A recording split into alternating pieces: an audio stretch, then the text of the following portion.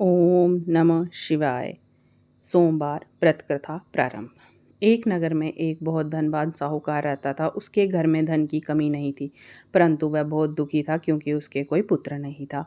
वह इसी चिंता में दिन रात दुखी रहता। पुत्र की कामना के लिए वह प्रत्येक सोमवार शिवजी का व्रत और पूजन किया करता था। तब सायंकाल मंदिर जाकर शिवजी के सामने दीपक जलाया करता था। उसके इस भक्ति भाव को देखकर एक समय माता पार्वती ने शिवजी से कहा, महाराज, ये साहूकार आपका अन्य भक्त है, सदैव आपका व्रत और पूजन पूरी श्रद्धा के साथ करता है, इसकी मनोकामना पूरी करनी चाहिए। शिवजी ने कहा, हे पार्वती, ये संसार कर्म क्षेत्र है। किसान खेत में जैसा बीज बोता है वैसा ही फल काटता है। उसी तरह मनुष्य संसार में जैसा कर्म करता है वैसा ही फल भोगता है। माता पार्वती ने अत्यंत आग्रह से कहा, महाराज, जब ये आपका अन्य भक्त है और अगर इसकी किसी प्रकार का दुख है तो उसे आपको अवश्य दूर करना चाहिए। आप तो सदैव अपने भक्तों पर दयालु होते हैं और उनके दुखों को दूर करते हैं। यदि आप ऐसा नहीं करोगे तो मनुष्य आपका पूजन तथा व्रत क्यों करेंगे?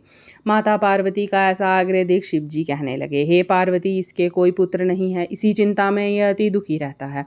इसके भाग्य में पुत्र न होने पर भी मैं इसको पुत्र की प्राप्ति का वर देता हूँ, परंतु वह पुत्र केवल 12 वर्ष तक जीवित रहेगा। इसके पश्चात वह मृत्यु को प्राप्त हो जाएगा। इससे अधिक मैं इसके लिए कुछ नहीं कर सकता। माता पार्वती और भगवान शिव का ये वार्तालाप साहूकार सुन रहा था। इससे उसको ना तो प्रसन्नता हुई और ना ही दुख हुआ। वह पर्व की तरह शिव जी का व्रत और पूजन करता रहा। कुछ समय बाद साहूकार की स्त्री गर्भवती हुई और 10वें महीने में उसके गर्भ से अति सुंदर पुत्र उत्पन्न हुआ। साहूकार के घर में बहुत खुशी मनाई गई, परंतु साहूकार तो ये जानता था कि उसकी केवल 12 वर्ष की आयु है, इसलिए उसे अधिक प्रसन्नता नहीं हुई।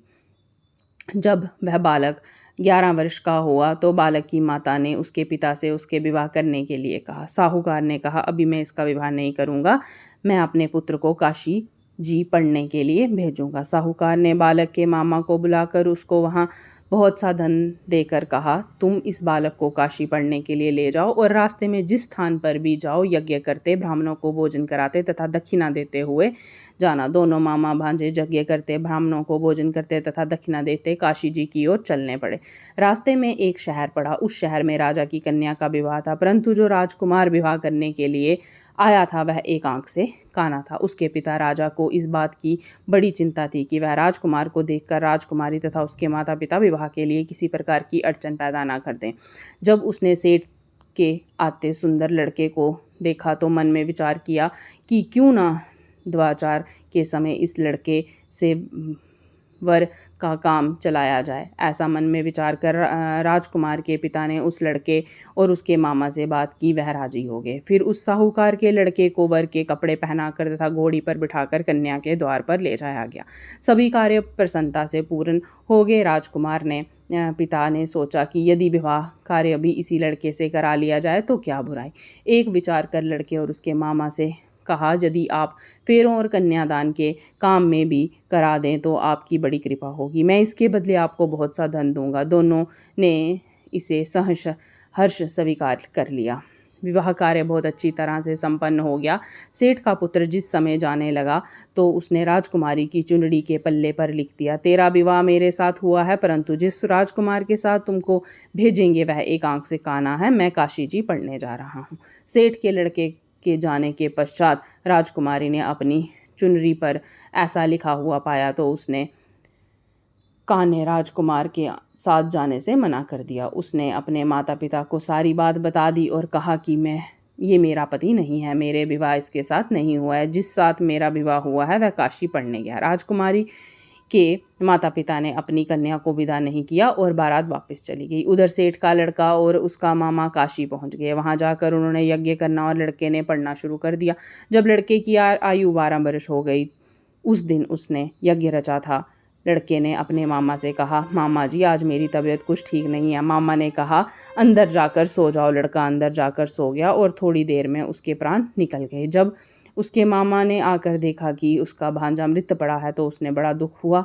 उसने सोचा कि अगर मैं अभी रोना पीटना मचा दूंगा तो यज्ञ का कार्य अधूरा रह जाएगा। अतः उसने जल्दी से यज्ञ का कार्य समाप्त करवाया। ब्राह्मणों के जाने के बाद रोना पीटना शुरू कर दिया। संयोगवश उसी समय शिव जी पार्वती उधर से जा रहे थे। जब उन्होंने ज़ोर ज़ोर से रोने की आवाज़ सुनी तो पार्वती जी कहने लगी, महाराज कोई दुखी रो रहा है, इसका कष्ट को दूर कर दीजिए। जब शिवजी पार्वती वहाँ पहुँचे तो उन्होंने पाया कि वह एक लड़का मृत पड़ा है। माता पार्वती कहने लगी, महाराज ये तो उसी सेठ का लड़का है जो आपके वरदान से उत्पन्न हुआ था। शिवजी ने कहा, हे पार्वती, इसकी आयु इतनी ही थी, वह ये भोग चुका। तब पार्वती जी ने कहा, हे महाराज, इस बालक को और आयु दो, नहीं तो इसके माता पिता तड़फ तड़फ कर मर जाएंगे। माता पार्वती के बार बार आग्रह करने पर शिवजी ने उसको जीवन का वरदान दिया। शिवजी की कृपा से वह लड़का जीवित हो गया। शिवजी और पार्वती कैलाश पर्वत को चले गए। शिक्षा पूर्ण होने पर वह लड़का और उसका मामा उसी प्रकार यज्ञ करते, ब्राह्मणों को भोजन कराते तथा दक्षिणा देते अपने घर की ओर चल पड़े। रास्ते में उसी शहर में आए जहाँ उस लड़के का विवाह की राजकुमारी से विवाह हुआ था। वहाँ आकर उन्होंने यज्ञ आरंभ कर दिया। उस लड़के के वहाँ राजा ने उसको पहचान लिया और महल में ले जाकर उसकी बहुत आवभगत की। वहाँ से दास दासियों सहित आदरपूर्वक अपनी राजकुमारी और जमाता को विदा किया। जब वह अपने शहर के निकट आए तो मामा ने कहा कि मैं पहले तुम्हारे घर जाकर तुम्हारे माता पिता को खबर कर आता हूँ। जब उस लड़के का मामा घर पहुंचा तो उसने देखा कि लड़के के माता पिता घर के छत पर बैठे थे। उन्होंने ये प्रण कर रखा था कि यदि हमारा पुत्र सकुशल लौट आया तो हम राजी खुशी नीचे आ जाएंगे, नहीं तो छत से गिरकर अपने प्राण त्याग देंगे। उस लड़के के मामा ने आकर जब ये समाचार दिया कि आपका पुत्र आ गया है, तब उनको विश्वास नहीं आया। उसके मामा ने शपथ पूर्वक कहा कि आपका पुत्र अपनी पत्नी तथा बहुत सारा धन साथ लेकर आया है। तो सेठ प्रसन्नता से भर उठा। सेठ स्थानी आनंदपूर्वक नीचे आए। बाहर आके उन्होंने अपनी पुत्र तथा अपनी पुत्र वधू का भरपूर स्वागत किया। सभी प्रसन्नता के साथ रहने लगे। जो कोई भी सोमवार के व्रत को धारण करता है अथवा इसकी कथा को पढ़ता या सुनता है, उसके सब दुख दूर होकर उसकी समस्त मनोकामनाएं पूर्ण होती हैं तथा इस लोक में नाना प्रकार के सुख भोग कर अंत में सदाशिव के लोक को प्राप्त होता है। बोलो शिव जी महाराज की जय। ओम नमः शिवाय।